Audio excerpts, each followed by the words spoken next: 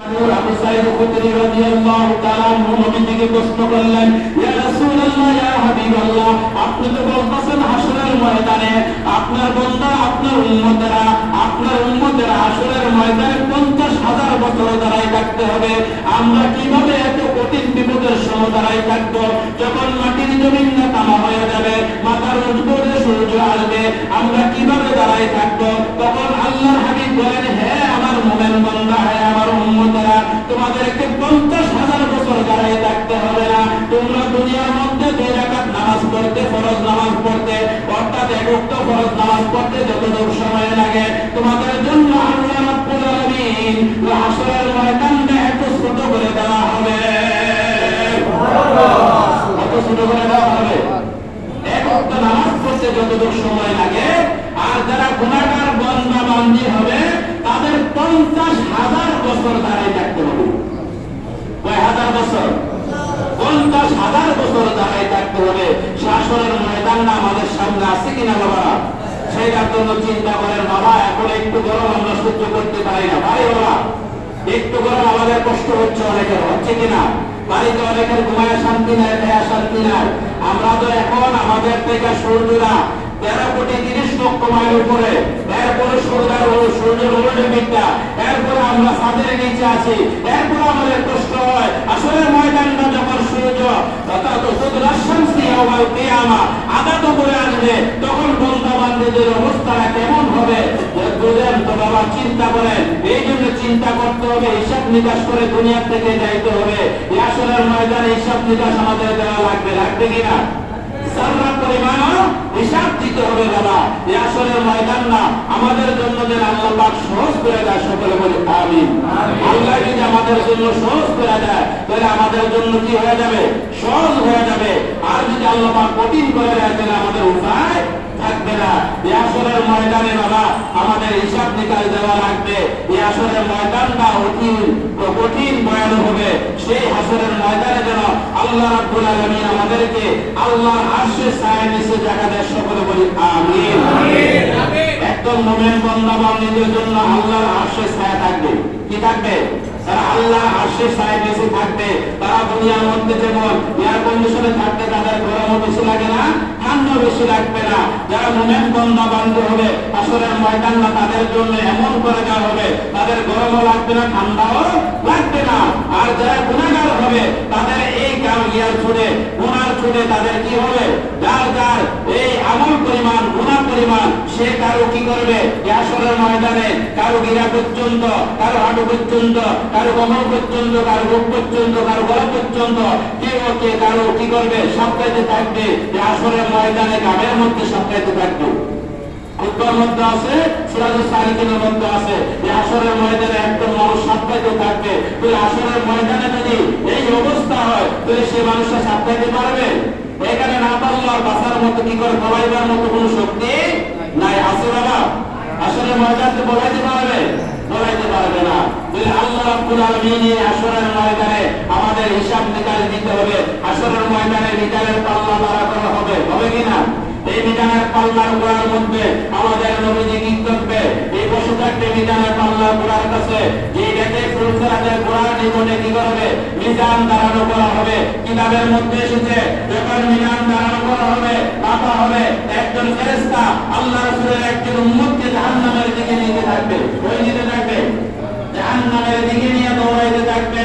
তখন নবীজি কি সুন্দর ডাক দেবে, ফেরেশতারা দাঁড়াও, হে ফেরেশতারা দাঁড়াও, আমার উম্মতকে আমার চোখের সামনে আমার কি করো? তার আমল নামাটা কি করো? তার ওজন করো। দেখেন আমাদের মায়ের নবী, দয়ার নবী কতটুকু মায়া। বাবা যখন জাহান্নামের দিকে নিয়ে থাকবে, তখন ডাক দিলে ফেরেশতারা আবার কি করবে? নবীজির চোখের সামনে, নবীজির সামনে আবার ওজন যখন দিবে, তখন দেখবে নেকির পাল্লাটা কম হয়ে গেছে, বাকি গুনার পাল্লাটা ভারী হয়ে গেছে। আল্লাহ রাসূল পকেট থেকে একটা কাগজ দিবে, তার সাথে সাথে কি করবে? নেকির পাল্লাটা ভারী হয়ে যাবে, গুনার পাল্লাটা হালকা হয়ে যাবে। এই হাদিস শরীফের মধ্যে আছে, এই নেকির পাল্লার মধ্যে লেখা থাকবে আশহাদু আল্লাহ ইলাহা ইল্লাল্লাহু মুহাম্মাদুর রাসূলুল্লাহ সাল্লাল্লাহু আলাইহি ওয়াসাল্লাম। যে নবীজিকে যারা বাসি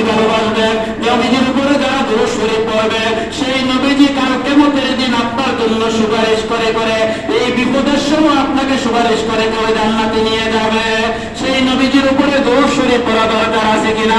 সেই নবীজির মহব্বত আমাদের অন্তরে পয়দা করা দরকার আছে কিনা বাবারা? সেই নবী ছাড়া কি করবে না আসলের ময়দানে কোনো মানুষ, এমন মানুষ আছে জান্নাতে যাইতে পারবে না। সেই নবীজির সুপারিশ আমাদের প্রত্যেকেরই বাবা দরকার আছে। সেই নবীজি আমাদেরকে আসলের ময়দানে বলবে না, ফুলসিরাতের গোড়ার মধ্যে আমাদেরকে বলবে না। সেই নবীজি এখন আমাদেরকে বলে না। যেই নবীজি যখন জন্মগ্রহণ করেছে, হাদিস শরীফের মধ্যে আছে, জন্মগ্রহণ করার পরে নবীজি কি করে, আমরা তো মানুষ দুনিয়ার মধ্যে যখন জন্মগ্রহণ করে সে চিত্রে কি করে দুনিয়ার মধ্যে আসে।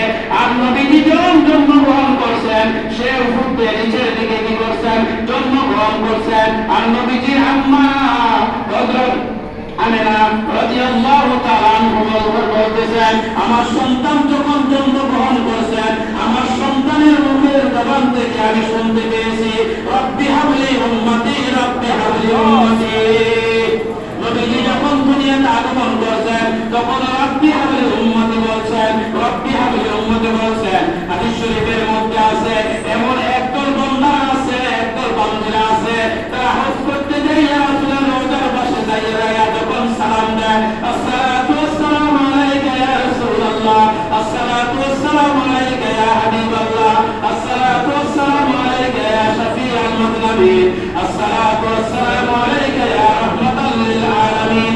যাদের অন্তরে কান আছে, আল্লাহ পাক যাদের অন্তরে কান খুলে দিয়েছে, তারা নিজ কানে শুনতে পায় রাসূলের কি, রাসূলের সালামের জবাব। আপনি যে সালাম দিয়েছেন, এই সালামের জবাব আপনি নিজ কানে শুনতে পাইবেন। এমন বহু ঘটনা আছে আমাদের দেশের মধ্যে আছে, নবীজিরা কি বলে, কবরের মধ্যে বসে বলে শেষ হয়ে গেছে, নাউযুবিল্লাহি মিন যালিক। যারা এই কথার মধ্যে আছে তারা সঠিক পথে নাই, তারা বিপদের মধ্যে আছে।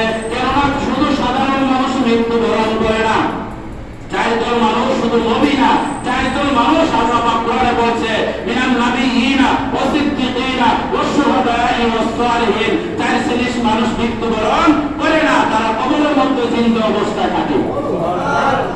আল্লাহ পাক কোরআনে বলছেন, ওয়ালা তাকুলু লিমা ইউকতালু ফি সাবিলিল্লাহি আমওয়াত। আল্লাহ পাক বলছেন, যারা আমার রাস্তায় মৃত্যুবরণ করছে তাদেরকে তোমরা মৃত্যু বলিও না, তাদেরকে তোমরা কি বলিও না, মৃত্যুবরণ বলিও না, তারা কবরের মধ্যে চিন্তা অবস্থায় আছে। এটা কি আমার কথা না, আল্লাহর কোরআনের কথা? আল্লাহর কোরআনের কথা যদি কোনো ব্যক্তি অবিশ্বাস করে, সেই ব্যক্তি ঈমান আছে বাবা? আপনারা কোরআন শরীফের অন্তর্ভুক্ত, কোরআন শরীফের বাংলা কোরআন শরীফ আছে অর্থ সহ, আপনারা 2 পারার মধ্যে 2 পৃষ্ঠার মধ্যে আপনারা পড়ে দেখেন, ওয়ালা তাকুলু লিমা ইউকতালু ফি সাবিলিল্লাহি আমওয়াত। এই আয়াতের অর্থটা কি বলা হয়েছে বাবা? বেশি করে দেওয়া লাগবে না। আল্লাহর কোরআন আপনারা অনেকে বাংলা পড়তে পারেন, পড়তে পারেন না, আরবি না পড়তে বাংলা অনেকে পড়তে পারে কিনা? তো এই আয়াতটা আপনারা পড়ে দেখেন, তাহলে আপনারা যাদেরকে আপনাদেরকে বিভ্রান্ত করতেছে, এই আয়াতটা আপনারা পড়লে আপনারা বলতে পারবেন আল্লাহর কোরআন সত্য না, আলেমের কথা সত্য। কার কথা সত্য? আমার কথা মিথ্যা হইতে পারে, আল্লাহর কোরআনের কথাকে মিথ্যা হইতে পারে? আল্লাহর কোরআন যারা বিশ্বাস করে তাদের ঈমান আছে? ঈমান নাই। আল্লাহ রাব্বুল আলামিন যুগে যুগে নবী রাসূল পাঠাইছেন, এখন কিন্তু নবী রাসূলের দরজা বন্ধ হয়ে গেছে, না আছে? নবী রাসূলের দরজা বন্ধ হয়ে গেছে, এখন বেলায়েতের দরজা আছে। এই বেলায়েতের দরজা কিয়ামত পর্যন্ত থাকবে, থাকবে কিনা? ওই আল্লাহর দরজা কিয়ামত পর্যন্ত থাকবে কিনা? এখন তো ওই আল্লাহ আছে হাজার হাজার, কিন্তু আসলটা পাওয়া অতি কঠিন। আসল পাওয়া কি কঠিন? এখন দেখেন বিভিন্ন জায়গার মধ্যে বৃষ্টি নামাজ পড়তেছে, কিন্তু বৃষ্টি হচ্ছে না। যে কুতুবুল শান এমন ঘটনা আছে, বৃষ্টি নামাজ পড়ছে কিন্তু নামাজ পড়ে আসতে পারে নাই, মাঠের মধ্যে বৃষ্টি আরম্ভ হয়ে গেছে, আছে কিনা? এখানে এমন মানুষও আছে, অনেক প্র্যাকটিক্যাল দেখছে, এই চান্দপুরের জমিনে বলে পশ্চিম দিকে মাঠের মধ্যে নামাজ পড়ছে, এখানে উপস্থিত আছেন, তারাও বলতে পারে যে নামাজ পড়ছে কুতুবুল শান, সাথে সাথে বৃষ্টি হইয়া জমিনের মধ্যে আটুপানি পর্যন্ত হয়ে গেছে। এমন কুতুবুল শাহের দরবারে আপনারা আসেন, কুতুবুল শাহের ওলিদের মধ্যে কেলাস আছে, উনি হলেন কুতুবুল শাহ, ওলিদের সর্দার। এই দরবারে আসেন, আপনারা খালেস নিয়তে দিয়ে আসেন, কিন্তু আপনারা এই দরবার থেকে বিভ্রান্তি হবেন না। আর যদি নিয়ত সহি না থাকে আপনারা বিভ্রান্তি হবেন। বাবা, এই কুতুবুল শাহের দরবারে খালেস নিয়তে আসলে কোনো মানুষ পিতা যায় না, নিয়তটা সহি থাকতে হবে। কি থাকতে হবে? সই থাকতে হবে বাবা। উসিলাটা আল্লাহর ওলি উসিলাটা দোয়া করলে আল্লাহ রাব্বুল আলামিন কবুল করে নেয়। করে কিনা? করে কিনা বাবা? মদিনার মধ্যে একটি হলে নবীজির ইন্তেকাল শরীফের পরে কয়েক বছর ধরে কয়েক মাস পর্যন্ত বৃষ্টি হচ্ছে না, কয়েক মাস পর্যন্ত বৃষ্টি হচ্ছে না। অনেক সাহাবারা কি করলেন? আয়েশা সিদ্দিকা রাদিয়াল্লাহু তাআলা আনহার কাছে গেলেন, যে বলতেছেন, হে আয়েশা সিদ্দিকা, নবীর বিবি আমাদের মা হযরত আয়েশা সিদ্দিকা রাদিয়াল্লাহু তাআলা আনহার কাছে বলতেছেন, মা আমাদের জন্য এই সমাজের মধ্যে মদিনার মধ্যে বৃষ্টি হচ্ছে না, মদিনার জমিনে বৃষ্টি হচ্ছে না, ফসল নষ্ট হয়ে যাচ্ছে, উট দুম্বা যা আছে এগুলো পানি পাচ্ছে না, অনেক কষ্ট হয়ে যাচ্ছে। আপনি কি করেন? দোয়া করেন আল্লাহ রাব্বুল আলামিন যেন কি করে বৃষ্টি দেয়। কি দেন?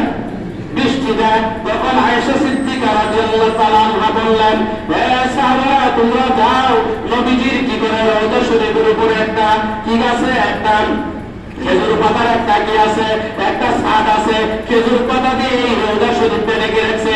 এই রওজা শরীফের কি করো, এই রওজা শরীফের উপরে এই খেজুর পাতাগুলো সরাইয়া দাও। সরাইয়া দেওয়ার সাথে সাথে আল্লাহ রাব্বুল আলামিন বৃষ্টি দিয়েছে, সাথে সাথে বৃষ্টি আল্লাহ রাব্বুল আলামিন দিয়েছে।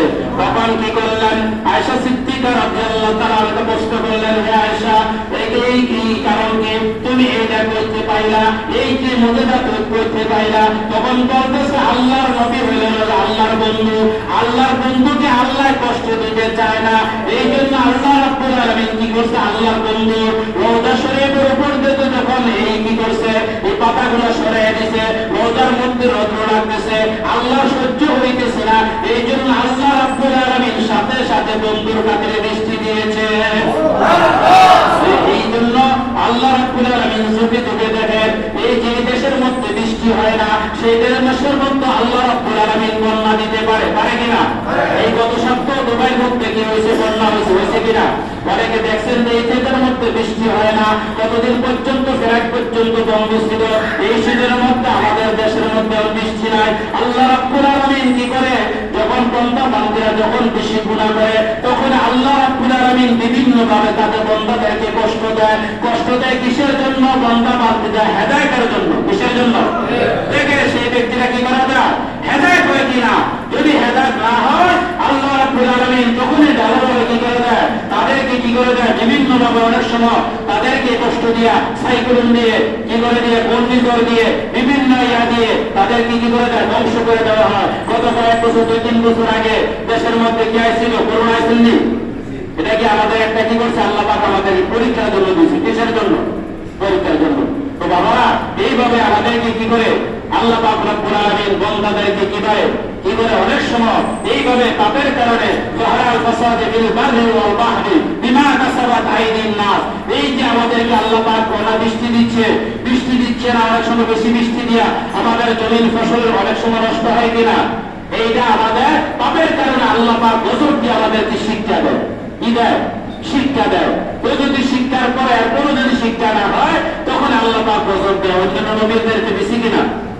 আমাদের নবীর বেলা কিন্তু আল্লাহ রাব্বুল আলামিন আমাদের নবী নিষেধ করেছেন, আমার উম্মতকে সাথে সাথে গজব দিয়েন না।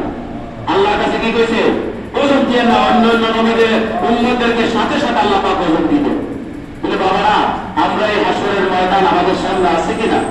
সেটার জন্য চিন্তা করে 5 ওয়াক্ত নামাজ পড়েন, হালাল খায়েন, পরের হক নষ্ট করিয়েন না। সঠিকভাবে যদি চলেন, হাসরের ময়দান আপনার জন্য সহজ হয়ে যাবে। আর যদি আপনি রোজা পাওয়া করেন, আপনার জন্য কঠিন হয়ে যাবে। হাসরের ময়দান হিসাব দিতে পারবেন না। আল্লাহ রাব্বুল আলামিন এই কঠিন হাসরের ময়দানে যেন আমাদেরকে এই বিপদ থেকে আল্লাহ রাব্বুল আলামিন